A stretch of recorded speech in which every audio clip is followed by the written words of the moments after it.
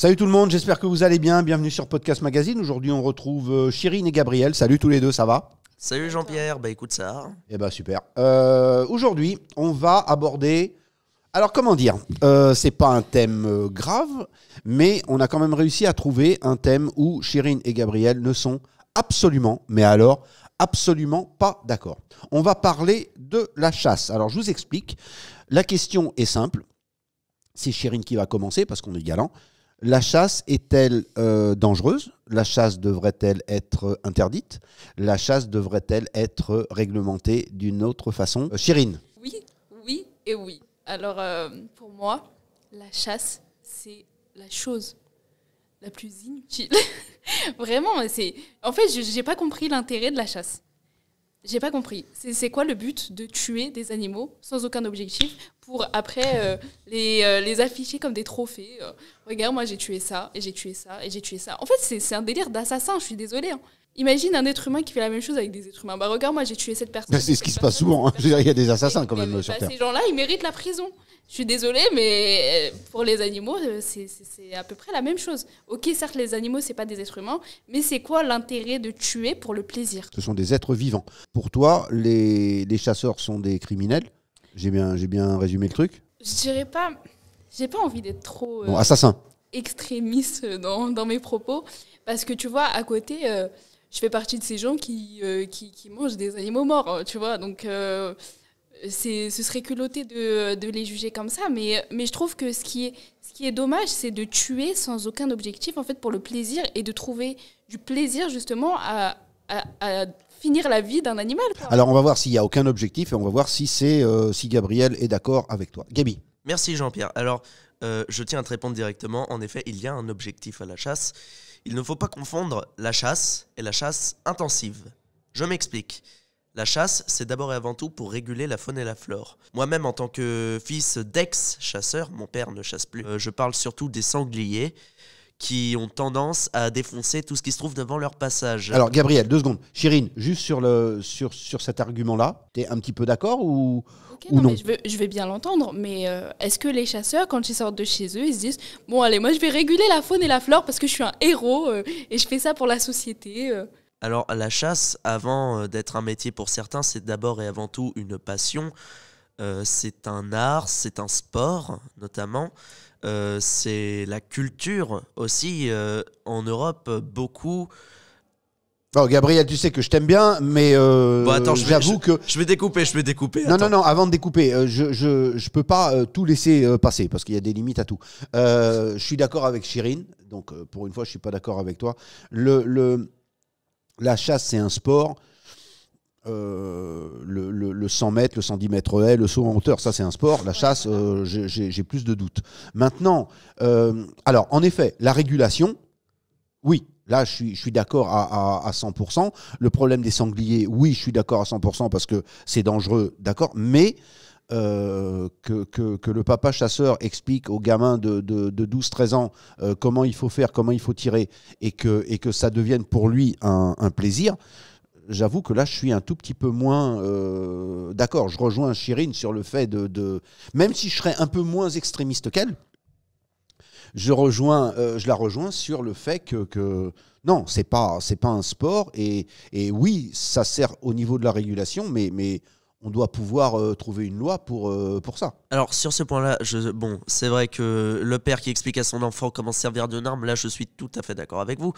Mais il faut savoir qu'il y a en effet des réglementations. La chasse dépend en effet du chasseur. Il y a des chasseurs respectueux de la nature. Et un chasseur ne se lève pas le matin pour dire « Oh, je vais tuer quelques animaux pour mon bon plaisir ». Non, je vais réguler la faune et la flore pour... Bon, j'utilise cette expression, mais ce n'est pas ce qu'ils emploient. Je vais chasser pour ramener à manger... Ça existe en effet, pour faire mes produits locaux, donc pour faire du pâté, de la terrine, pour les revendre sur le marché, pour alimenter mon boucher local, dans les petits patelins où les bouchers ne sont pas spécialement alimentés que par les fermiers et les fermes arboricoles, etc. Et j'en passe. Mais il faut savoir que les chasseurs, c'est... Tu te marres, hein? Elle va te répondre dans 30 secondes. Pour ceux qui ne la voient pas, parce qu'on est en audio, Chirine est morte de rire. Donc, elle va pas tarder à répondre à Gabriel. Je vais chercher à manger qui va. Ouais, tu vas lui répondre. Il y a notamment le problème donc de l'alcool chez les chasseurs. Ça, on va pas se mentir, c'est vrai. Mais la chasse reste tout de même utile. Et si la chasse n'est à vos yeux pas un sport, qu'est-ce que la pêche finalement? Est-ce que la pêche est un sport? Mais absolument pas. Je suis d'accord. Je trouve que la pêche aussi doit être régulée. Mais pour moi, c'est différent. Parce que les chasseurs, les animaux qui chassent, ne sont pas les mêmes que ce que va pêcher un pêcheur. Les animaux qui chassent? Ouais. Des animaux qui chassent. Pour moi, enfin, je sais pas, qui mange du sanglier? Pour moi, c'est Astérix.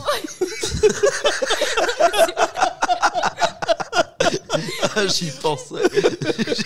Astérix et Obélix. Non, mais tu vois, un pêcheur, il va pêcher son thon, son saumon, c'est des aliments qui font partie de notre vie de tous les jours. Donc tu serais plus favorable aux pêcheurs qu'aux chasseurs?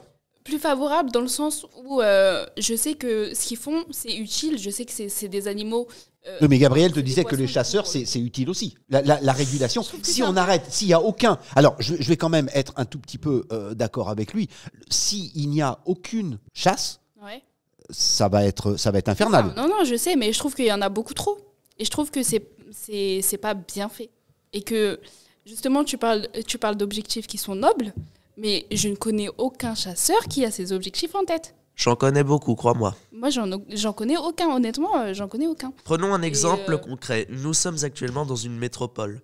Rends-toi dans un petit village perdu au fin fond de la Normandie où il n'y a pas de boucherie, où il n'y a pas de boulangerie, il Mais n'y a c'est pas différent, de mais c'est production et de grandes surfaces. On a besoin de la chasse pour alimenter les habitants. Et puis, attends, je finis. Pour répondre à ta question de qui mange du sanglier, il faut savoir que le sanglier se consomme principalement en terrine, en pâté en croûte, notamment qu'il fait partie de l'alimentation et de la culture culinaire française. Et moi-même qui suis un grand consommateur de terrine, je trouve ça vraiment bon. Je trouve qu'il y a quand même une partie de la population qui est quand même très minoritaire qui se nourrit de sanglier. Et je trouve qu'il y a beaucoup trop de chasse pour très peu de gens qui en mangent. Et pour ce que tu as dit sur les petites villes où il n'y a pas de boucherie ou des choses comme ça, et donc là, ils ont besoin de la chasse. Ok, dans ce cas-là, il faut réguler la chasse dans les grandes villes. Où il n'y en a pas besoin, je vois pas pourquoi il y en a en fait. S'il n'y en a pas besoin, pourquoi on continue de Mais- laisser les chasseurs chasser? On ne chasse pas en grande ville. Non, mais pas en grande ville, je te dis pas Paris. Mais moi, Ouais. regarde, j'habite à Rosny-sur-Seine. Oui. À Rosny, il y a de la chasse. Eh bien, c'est tout simplement parce qu'il y a des fermiers. Et les fermiers, si tu veux, Mais ne peuvent pas assumer les conséquences d'un bosquet rempli de sangliers qui viendra détruire leur récolte. Et moi-même, ayant dans ma famille bon nombre de fermiers, je sais exactement de quoi je parle. je dis pas qu'il faut arrêter la chasse. Je dis qu'il faut diminuer la chasse. Je trouve qu'il y en a trop. Je suis d'accord, la chasse intensive est un problème, notamment en France. Ça, c'est vrai. Alors, mesdames, messieurs, moi, je vous propose de conclure. Parce que même si c'est super intéressant, je suis très content que vous ne soyez pas d'accord. Moi, je voudrais une conclusion. Chirine, qu'est-ce que tu penses qu'il faudrait faire? Gabriel, qu'est-ce que tu penses qu'il faudrait faire? 1 minute chacun pour conclure. Chirine. Bah écoute, déjà, ça m'a permis d'apprendre à essayer de me mettre à la place des chasseurs, ce qui est quand même pas mal. Mais bon, je reste sur mon avis où je me dis que quand même, il y en a trop et qu'il faut diminuer, au moins diminuer. Je sais que c'est utile à la société, qu'il ne faut pas complètement arrêter la chasse, mais je trouve que c'est super important que ce soit un souci commun de se dire il faut diminuer, il y en a trop, c'est pas possible. Gabriel. Eh bien écoute Chérine, je suis content que tu aies pu apprendre à mieux connaître les chasseurs. En effet, la chasse intensive est un problème et moi ce qui me désole c'est les accidents stupides qui arrivent à la chasse avec des chasseurs sous un taux d'alcoolémie bien trop élevé. Et je pense qu'il faudrait mettre en place bon nombre de régulations. Et pour te répondre à la fin, 65% des Français consomment du sanglier. Je suis content qu'on ait quand même réussi à parler des accidents, parce que c'est quelque chose, je me demandais s'il y en aurait au moins un de vous deux qui allait en parler. Merci à tous les deux pour ce débat. J'étais très content que vous ne soyez pas d'accord. Merci pour vos commentaires, merci tous les deux. Et puis, on se retrouve très bientôt pour un nouveau podcast. À bientôt, bye bye. Bye bye.